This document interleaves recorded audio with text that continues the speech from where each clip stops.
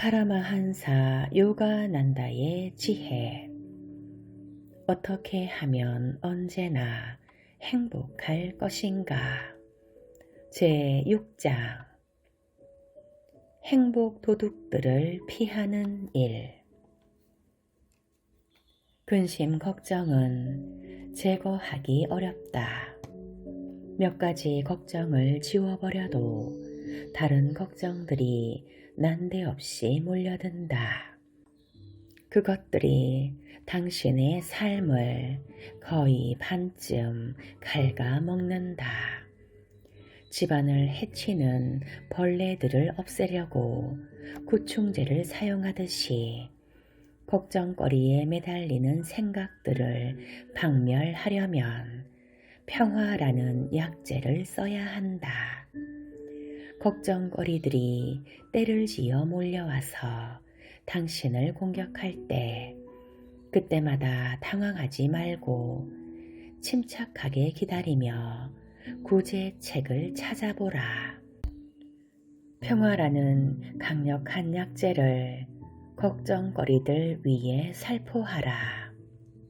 당신은 이 평화 약재를 어느 약방에서도 살 수 없다. 날마다 고요히 집중하는 법을 수련하는 것으로 몸소 만들어야 한다. 이 평화 약재의 성분은 습관적 고요의 염산과 슬픔을 삼키는 옅은 행복이다. 고요의 염산과 옅은 행복은 자기 수련과 끊임없는 시련의 실험실에서 제조되어야 한다. 근심 걱정은 고요와 옅은 행복으로 마취할 수 있지만 견고한 평화의 문화로 완전히 박멸해야 한다. 근심 걱정은 더 큰 근심 걱정이나 그것을 박멸하려는 좌충우돌로 진압되지 않는다. 하지만 평화를 양육하는 버릇을 들이면 그것으로 모든 걱정의 해충을 없앨 수 있다. 조심할 것. 슬픔, 가짜 행복, 무관심, 그리고 에고한테 짧은 휴식을 안겨주면서 위의 세 가지를 은폐하는 위선적이고 피동적인 평화로부터 마음을 보호해야 한다. 사람들 얼굴을 보라. 그 얼굴의 주인이 이 네 가지 심리 상태 가운데 무엇이 시키는 대로 하고 있는지를 알게 될 것이다. 이 네 가지 불안정한 심리 상태에 사로잡혀 있으면서 얼굴 표정이 고요하고 담담한 사람은 거의 없다.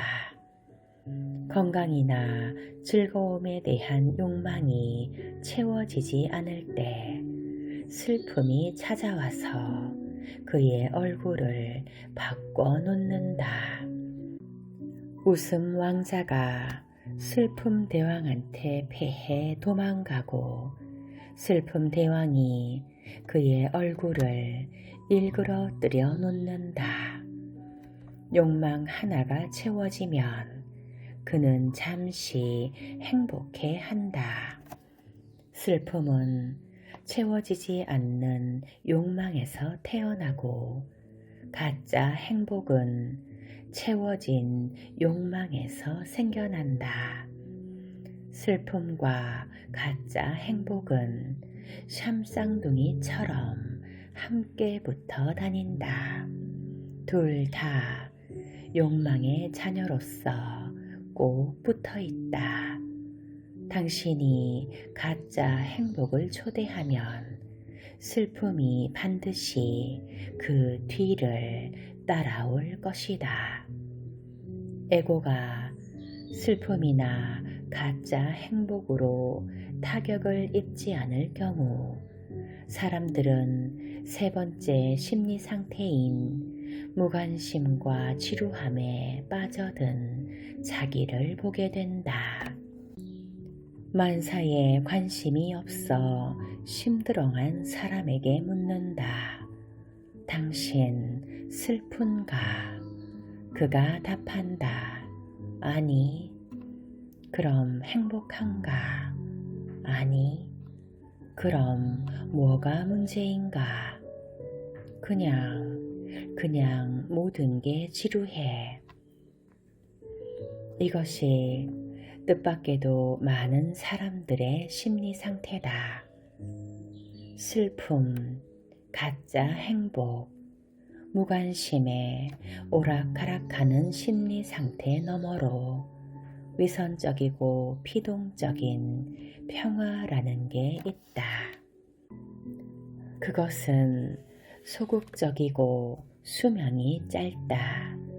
앞에서 말한 세 가지 심리 상태의 여파로 잠시 그 안에서 소강 상태를 맛본다.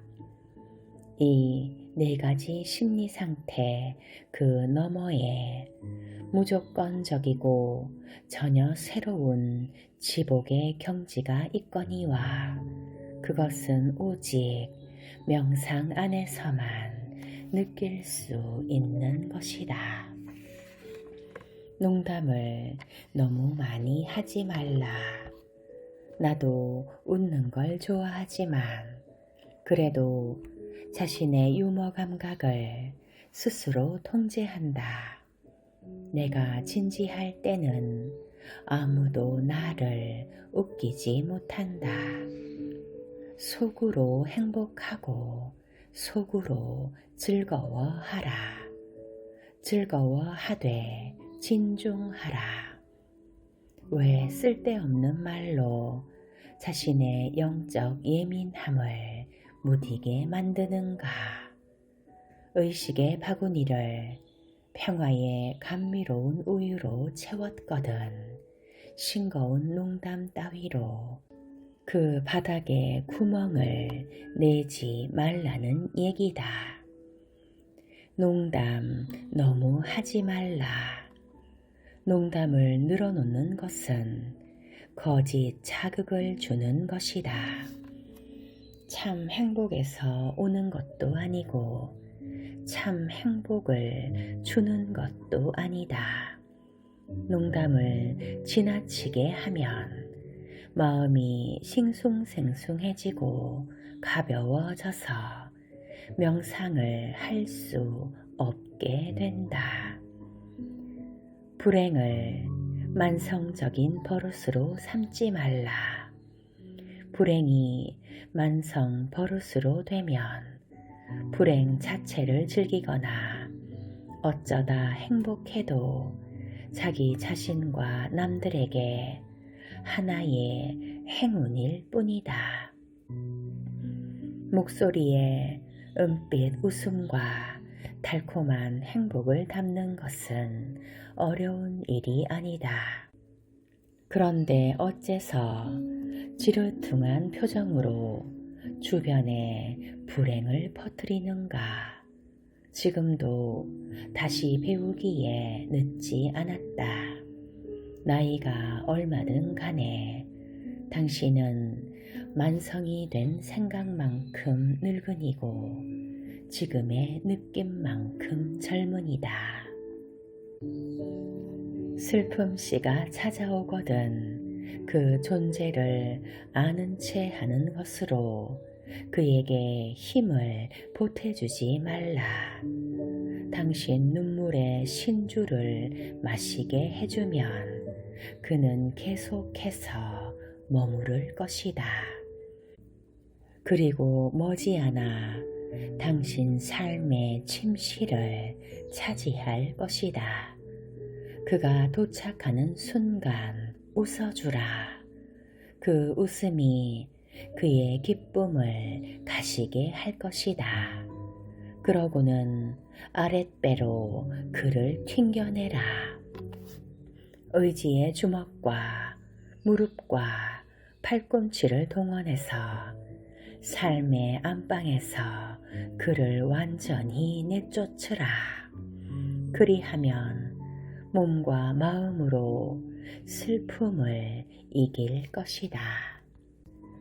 어떤 식으로든 좋지 못한 형편에서 태어난 사람은 자기 연민의 수렁에 빠지려는 유혹을 단호히 뿌리쳐야 한다.